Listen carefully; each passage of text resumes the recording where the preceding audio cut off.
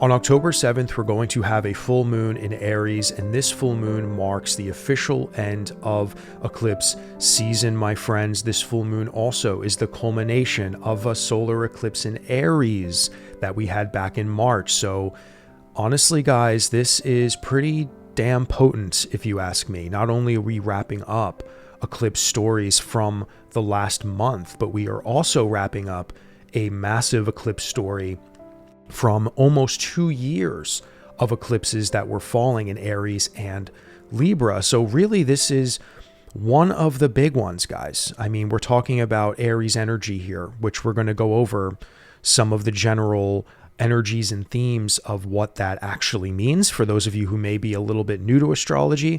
But at the same time, I really want to get into the nitty-gritty of what we could be seeing revealed to us in that Aries part of our life, that whole sign house theme of life in your birth charts. Now, we've been going pretty hard here on the channel involving the eclipse season. I know I brought up a lot of things in the recent past involving politics even. I honestly don't know how much I'm going to touch on that in this video. I'm actually recording this towards the end of September, and the only reason why I'm recording this one a little bit earlier is because I'm actually going away, so maybe a couple of the next videos you see of me might be at a different location. But yeah, so I don't know if anything's going to really pop off on the world stage between the very end of September when I'm recording this and that first week of October. So I want all of you to kind of keep that in mind, and if for any reason I have to make some kind of emergency YouTube short or another video just in case something, is going to trigger the end of the world or something, I want to be here to show up and maybe explain the astrology for all of that. But I mean, guys, the Aries full moon, again, what are full moons? They're revelations. They're the culminations of new moon cycles, of course, like I just said, from the past new moon that we had in Aries, which was in fact a solar eclipse. And of course, we can also tie in what was going on from the last new moon we literally had, which was a Virgo solar eclipse. So just think about that. This full moon in Aries is really kind of like a double trouble revelation. And I'm not saying trouble necessarily in a bad way, but for some of us that may be, I don't know. I don't want to say what trouble means to you, but what I will say is that we are 100% in a position right now where we must take what is revealed to us, and we must bravely embark forward in our lives, and maybe even that Aries part of our life, that whole sign house, that theme of life there for you. That's probably where the story's going to be, guys. And also wherever Mars is transiting right now. So where is Mars transiting?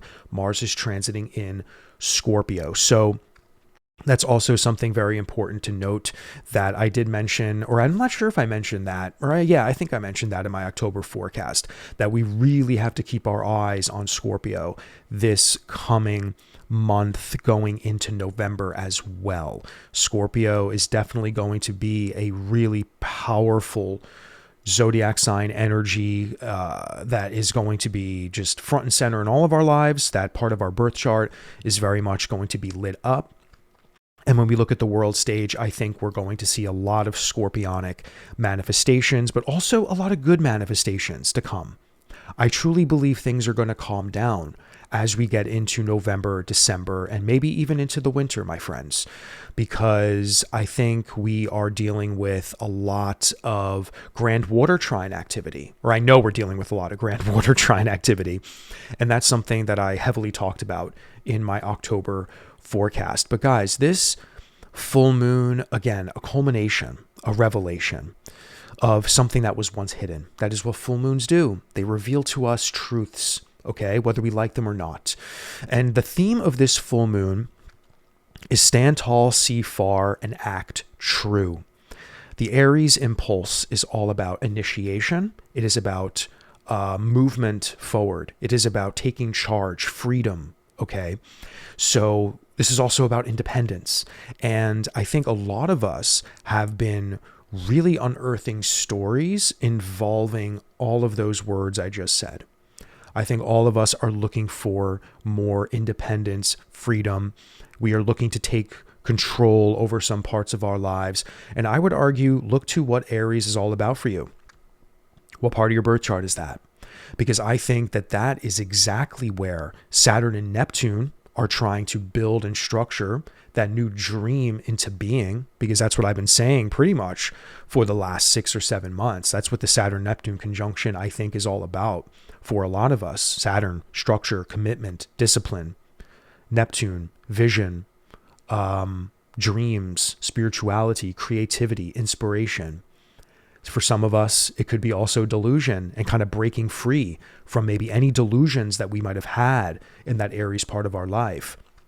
So, I mean, Aries is in the crosshairs for so much transformation. And then Pluto and Uranus from Gemini and Aquarius are sextiling those early degrees of Aries where Neptune and Saturn have been, and where Neptune and Saturn will end up returning in February. So this full moon in Aries, I think, is providing us a moment where we can see clearly, where we can stand tall, and we can maybe start to envision further down the line of things that we know to be true and that we know we must act upon. Now, like I said in the beginning of this video, at least I think I did, I'm not sure how much world event stuff I'm going to touch on, guys.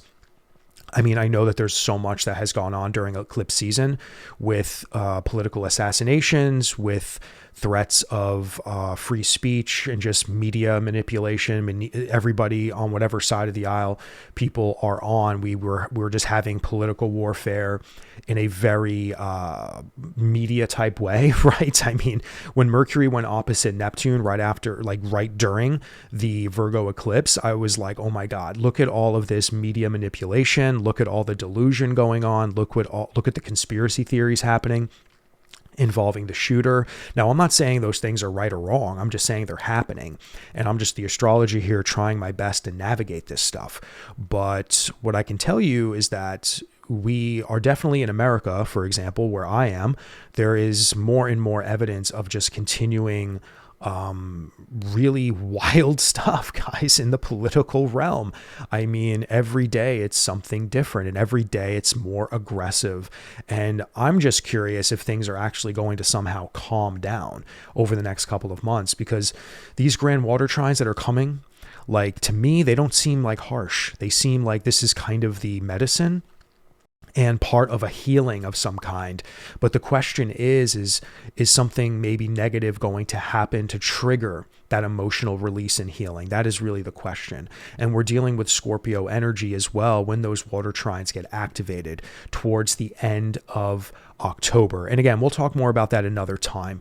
But yeah, my friends, let's get right into just some traditional Aries lore and what that kind of represents, you know? So the natural rulership of Aries is Mars. That is yes, the natural rulership of Aries is Mars. And where we always have to consider during any sort of transit work is, where is that planet transiting? Mars right now is in Scorpio, okay? And that is also going to, again, play into all of the stories that unfold from this point forward in the Scorpio parts of our lives, and just the Scorpio energy generally speaking. It also will add extra layers of detail involving the nature of this full moon itself, so we can expect it not to only be Aries in nature, but also Scorpionic in nature.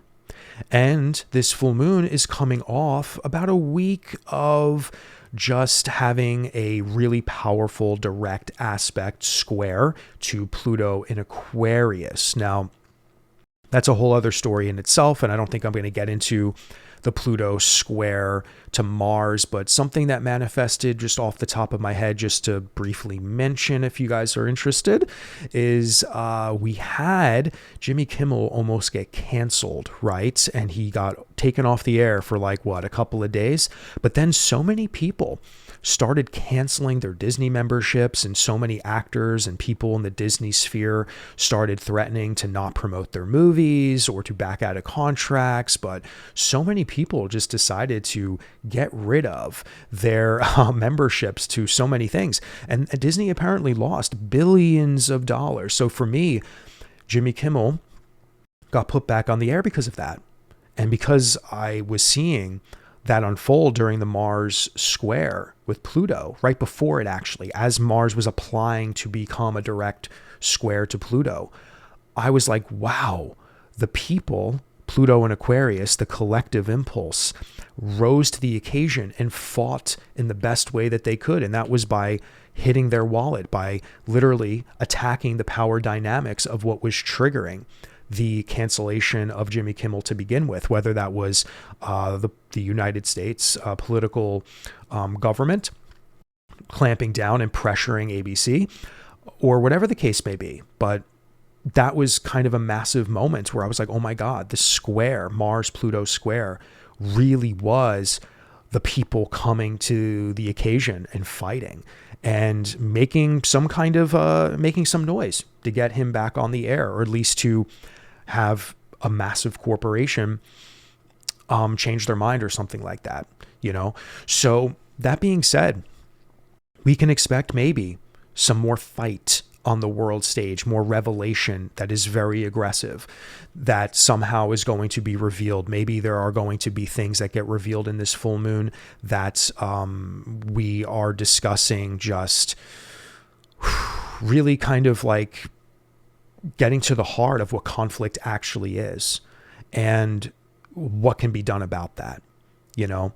So again, I don't want to go into too much detail about what I think this full moon is going to bring the world, but that being said, my friends, you know, I just want to kind of wrap up this little intro here because I want to talk about the Decan, of course. I want to talk about the tarot symbolism associated with this full moon. And of course, I said in my October forecast that I wanted to as well discuss some astrological magic guidance and some things involving ritual potentially that we can do, and how maybe this full moon could be used to our benefit so we can stand tall, act true. Remember that theme that I had? See far, act true, stand tall.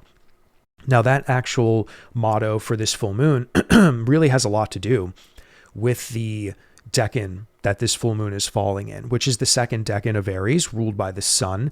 And I'll talk about the tarot card in just one moment, but it is because of that tarot card association that this motto of this full moon, this theme of this new moon for me is what it is. Because I do feel after exiting eclipse season and also wrapping up 2 years of eclipses that have been happening in Aries, especially the fact that we had a powerful new moon solar eclipse in Aries in March, this is the culmination of even that. So I think most of us, if we can examine that Aries part of our life, and after everything that we might have already experienced with Neptune there for all these months, with Saturn there for all these months, I think we can maybe get a glimpse of, okay, I think I know what I must do now.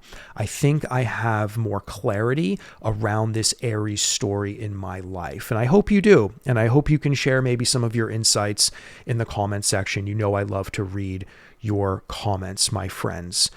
Now, let's see here if there's anything else I want to say before we move on. You know, that's it, I think, for this. Let me just, let's get right into the Decan work, my friends. Let's get right into the tarot card symbolism. But before I do that, I would just like to say, if you're enjoying this video thus far, I would love if you can consider subscribing to the channel, liking the video. All that stuff really helps the channel's growth, my friends. And yeah, if you're new to the channel, that would be amazing. And I don't really have much to promote as well, my friends. I will be working very hard on the Decan's course, getting some pre-recorded lessons and stuff ready to go. I'm going to be doing that for most of October. That's why readings are a little light and my schedule is a little, hard to find readings with me, but November is completely open. But yeah, I'm going to be working really hard on recording a lot of modules for the Decan's course this month.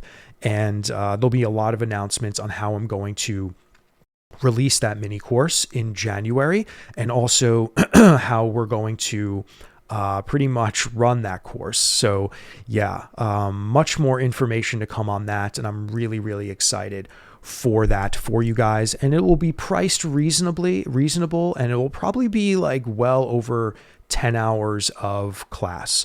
So, but it's going to be self-paced, just so you know. And then we're going to have live streams to catch up with me, probably once a week for a month or so. So that's kind of how I'm going to run it. But anyway, we'll talk about that another time, my friends. But yeah, let's just get right back into the video.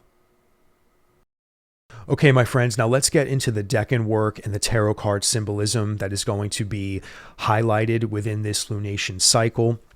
But before I do that, I would just like to remind you guys that full moons are culminations and clarity. So this really should be a clarifying moment for a lot of us, no matter what goes down.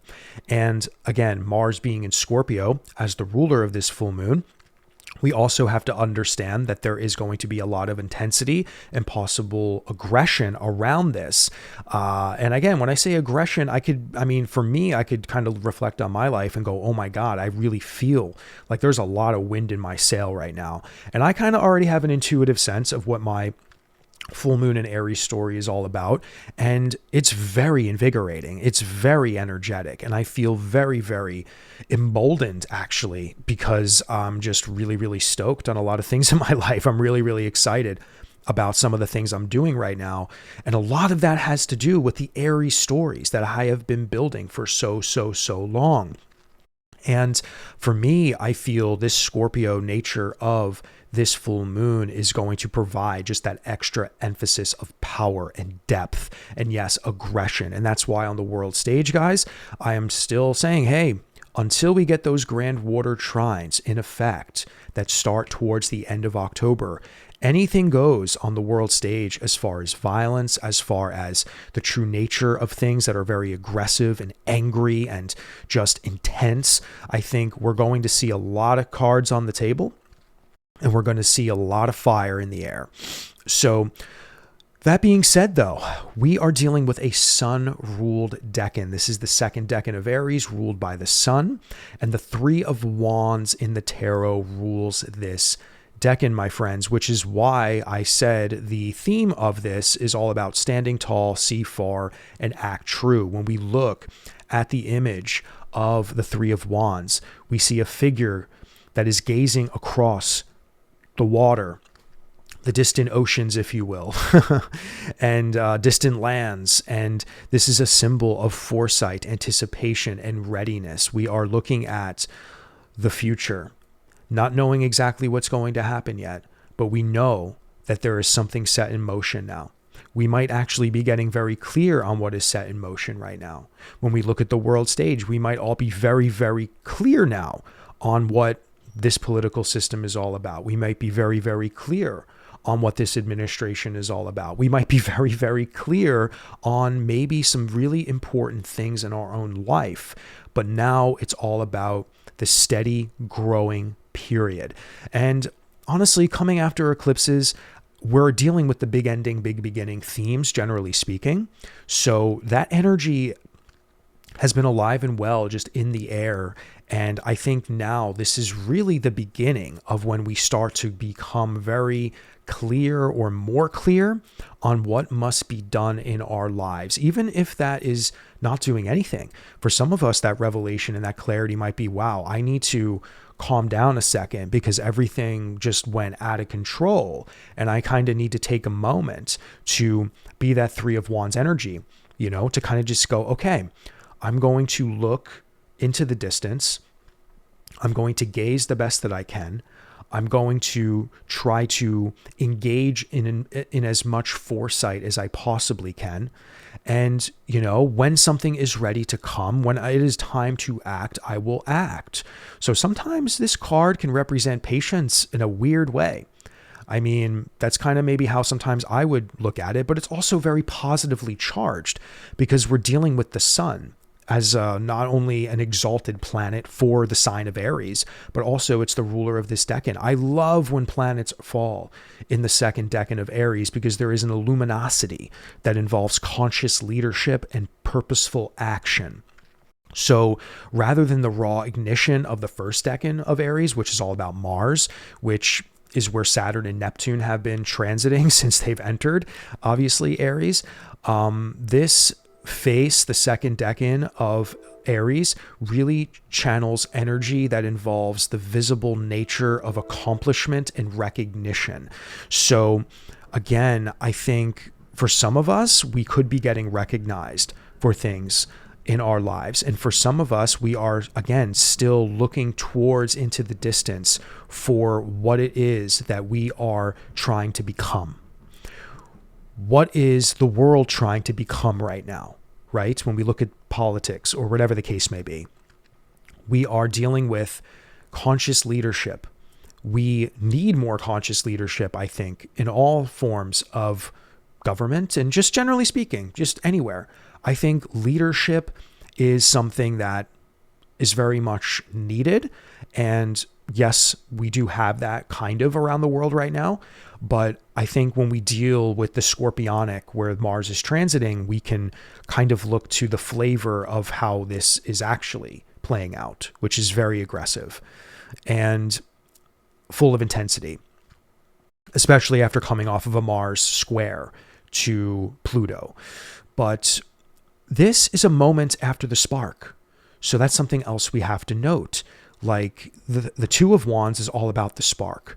The Three of Wands is that moment after, where we are surveying what is to come, preparing for sustainable growth. Okay. Now that is really, really important to note, my friends. Now, when we talk about the Three of Wands, we talk about strategic patience, we talk about plans that are in motion, but full manifestation requires timing. So again, because we're dealing with full moon energy, we're dealing with revelation, we're not necessarily dealing with a new moon energy, we're dealing with the culmination of shit that we were dealing with the solar eclipse that we had in March. And of course, what we were just dealing with the Virgo new moon eclipse. But to me, this Aries full moon is just a beautiful energy, I think, all things considered, for us to kind of get excited and to have those visions of our future, to begin understanding that things do take time, but also I can do this. We can accomplish this. We can do this. We can achieve this. We can fight this war. We can battle those battles in our lives, and we can take on the leadership of the sun, right? The sun ruled Decan. We can embody the luminosity of the sun, and we can have this raw will to move in a direction that we ultimately know is the right direction, even if we don't have the details yet. Okay. So that being said, let's talk about a little astrological magic, shall we? Now, the magical atmosphere for working with a full moon, especially in in Aries rather, we are dealing with empowerment, courage, initiation, vision planning, strategic action, right? So we need to understand that we can be working with Mars in Scorpio. We can be harnessing some Mars energy in Scorpio that can help us in the manifestation potentials and power in whatever it is that we are looking to achieve and manifest, and whatever the case may be in your life. So when we talk about timing, the best windows for any sort of ritual, prayer, meditation, devotional practices to Mars and this full moon, the night of the full moon, maybe, when the moon is rising, of course, we could do that when the moon is at maximum light, and we can do a Mars planetary hour, of course. So when a Mars Decan is ruling above the horizon, we can plan that timing out if you would like to.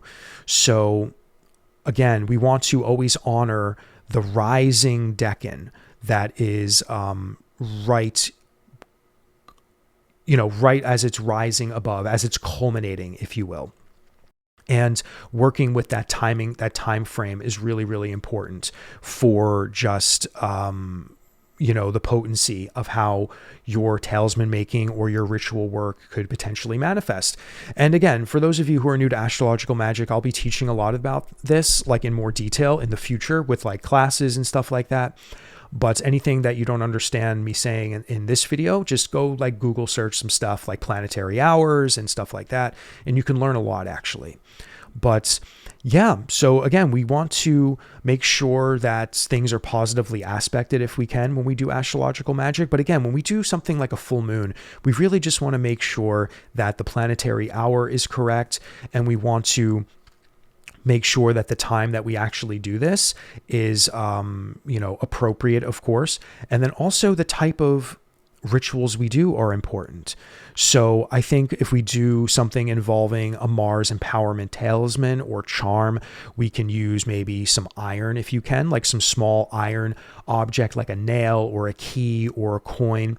And maybe you can use a little bit of basil or nettle oil and kind of drop that in there, just kind of drop it into that metal and kind of rub it in and just sort of like use that and keep that with you for a while you navigate the full moon energies for however long you would like to. And you can also charge this magical object, if you will, under the full moon during a Mars hour, like I just said, focusing on strategic strength rather than aggression. So again, we have to be careful that aggression isn't part of this full moon story in our life, because we don't want the shadow aspect of anything to pop off and our reactions to certain things. We don't want that to happen. We want to really use this full moon as a source of strength. So to really work with Mars, and to really ask it for its ultimate manifestation.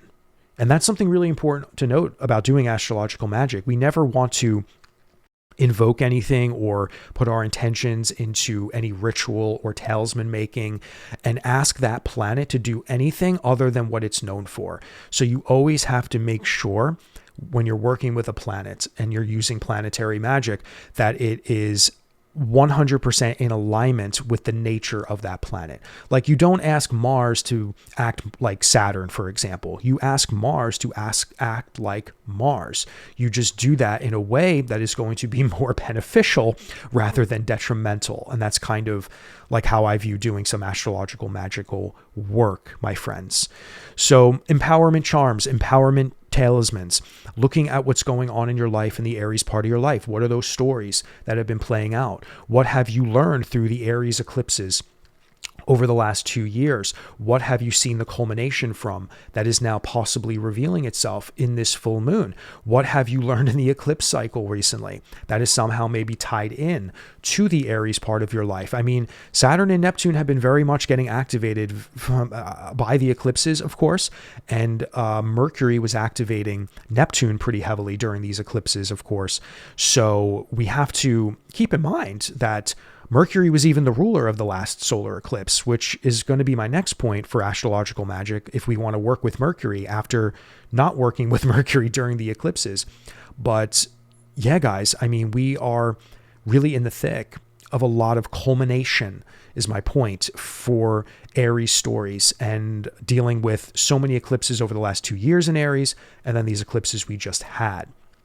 Now, speaking of Mercury and speaking of that recent Virgo eclipse, we don't work with astrological magic during eclipses. Eclipses are too chaotic. It is the sun and the moon being obscured, okay? They are not pure. New moons are pure and full moons are pure. So what we do typically during eclipses is we strictly do meditations or very, very light releasing and purging rituals. We never construct any objects or talismans, anything that can invoke energy. We don't do anything involving planetary hours and working with materials. We just do strictly things that can be used for purging, smudging, releasing, stuff like that. But now that the Virgo eclipse has passed, eclipse season is over, we can now work with Mercury if you would like. So we can discuss themes of legacy when we talk about maybe working with Mercury. Okay, discernment, intelligent order, weaving the practical wisdom of things that we were concluding in that Virgo part of our life. Because remember, that third decan of Virgo was ruled by Mercury itself, but also the Ten of Pentacles, which we saw manifest beautifully on the world stage, by the way. The legacy of Charlie Kirk, for example, on full display during a massive service, and there was even a freaking huge banner of his body, I think, hanging in that stadium that literally said building a legacy. When I saw that, I was like, holy shit. And not that I watched that or anything, but I saw a clip and I was like, oh my God, the Ten of Pentacles, legacy, long-term structure, okay, continuity, and even things involving family, of course, with the Ten of Pentacles. But again, my point is that working with Mercury in this time right now alongside Mars potentially with the full moon. We can work with a talisman for skill and clarity. So we can make a talisman for skill and clarity. We can use maybe a Mercury planetary hour as that's rising, or even a luminary like the moon or a sun planetary hour. We can keep something very bright and benefic, if you will. Maybe even a Jupiter rising Decan planetary hour. And yeah, we can really speak to something involving skill and clarity, creating a fresh, creating a Mercury talisman that maybe you can make of gemstone or maybe some kind of material that honors Mercury in itself. And we can really make the purpose of that talisman as we communicate with Mercury, that I believe is in Scorpio now as well during the time of this full moon. So we can also, we can look to Mercury to ask it to sharpen our discernment, support any sort of linguistics and communications that we may need to have with ourselves or others. Maybe this could be a beautiful time to ask Mercury to stabilize communication in your life. Because I'm sure things involving communication and maybe even the stability of communication, whether that's within or without, might have been compromised a little bit. But yeah, my friends, so that's kind of all I want to say, I think, involving this. So I gave you some good astrological magic advice around doing something for Mars. We got something going on for you guys for Mercury if you want to work with the post-solar eclipse energies. And and I guess just for some safety and integrity involving astrological magic, maybe, I just want to emphasize that magic is a dialogue with the heavens, okay? So we should act with clarity and intention and ethical grounding when we do this, okay? So, and we really need to reflect on why we're even constructing talismans or doing a ritual or getting a stone or an object and using that and anointing that with some specific type of oil, that, I think nettle oil is actually something that could be really good for both of these talismans if you're interested in doing that. But all magic is about inner alignment. I just want you all to know that. Magic is nothing crazy or woo-woo or anything nuts. It is no different than praying and hoping for an outcome to come. But instead, we get dirty with our hands, if you will. We make things. We really get physical with stuff. We want to feel what we're doing and speaking and asking for. And I think that's the beauty of what magic actually is. And it's always for a greater good, hopefully, for a more positive evolutionary outcome in our life, So Aries full moon magic, igniting courageous beginning and strategic action. Again, that is what the Mars magical items or whatever you decide to do will be all about. That should be the ultimate intention.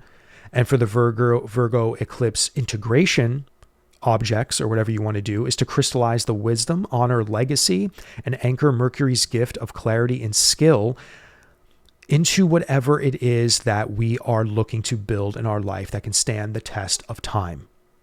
Because to me, that was a massive part of the Virgo solar eclipse, was getting very clear on legacy, on getting sober, on what it is we need to let go of in that Virgo Pisces axis, and what we must embark forward on and focus on. And really just start to get used to a new version of ourselves in that Virgo part of our life. So working with Mercury and working with Mars, both of them are in Scorpio, in fact, I think during the time of this full moon. So they are both going to be definitely dealing with scorpionic energy. So again, maybe even keep that in mind. Keep in mind the scorpionic energies. Maybe go look up some good materials that are associated with Scorpio and add that into the mix and see and see how that all works out for you. So that's all I have for this video, my friends. I hope that this video was helpful. Once again, if you're new to the channel, please like, comment, and subscribe, and I will see you all in the next video.